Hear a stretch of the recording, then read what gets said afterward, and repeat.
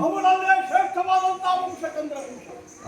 ವರ್ತಮಾನ ಕಾಲಕ್ಕೆ ಚಕ್ರವರ್ತಿ ಪೀಠವಾಗಿ ಬೆಳೆಯುತ್ತಾ ಇದೆ. ಚಂದ್ರನಿಂದ ಬುಧ, ಬುಧನಿಂದ ಗುರುರವ, ಅವನಿಂದ ಆಯು, ಆಯುವಿನ ಕುಮಾರನಾಗಿ ಕಾಣಿಸಿಕೊಂಡವರಿದ್ದಾರೆ ವೃಷ ಮಹಾರಾಜ.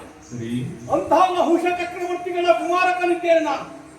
ವಿರಜಾದೇವಿಯ ಮಗಳಾದಂತಹ ಪಿತೃದೇವತೆಗಳ ಮಗಳಾದಂತಹ ವಿರಜಾದೇವಿ ಹಾಗೂ ನಹುಷ ಚಕ್ರವರ್ತಿಗಳಂತಾದಂತಹ ಆದರ್ಶಪೂರ್ಣವಾದಂತಹ ದಾಂಪತ್ಯ ಜೀವನದಲ್ಲಿ ಹುಟ್ಟಿಕೊಂಡವರು ನಾವು ಐವರಿದ್ದೇವೆ. ಯತಿ, ಯಯಾತಿ, ಆಯಾತಿ, ಸಂಯಾತಿ, ಸುಯಾತಿ ಎಂಬ ಹಾಗೆ.